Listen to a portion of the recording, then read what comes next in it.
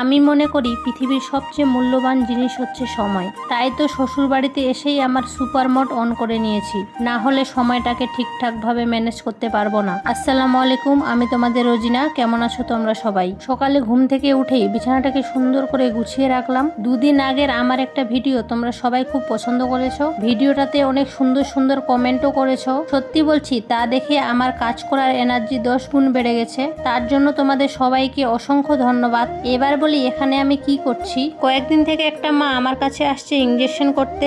যখন আমি বাবার বাড়ি ছিলাম তখন আমাকে বলতে গেছিল গরিব মানুষ, তারপর আবার প্রেগনেন্ট আছে, তাই আমি না করতে পারিনি। সময় তো পাচ্ছি না, তার মধ্যেও একটু সময় বের করে ইঞ্জেকশনটা দিয়ে দিই। এদিকে সকাল সকাল অনেক কাপড় ভিজিয়েছিলাম, ঝটপট করে ধুয়ে এগুলো এখন শুকাতে দিব। আগের দিন কিছু কাপড় কেচেছিলাম যেগুলো শুকায়নি, তাই সকাল সকাল রোদে দিয়েছিলাম। এখন শুকনো কাপড়গুলো তুলে ভেজা কাপড়গুলো মেলে দিব।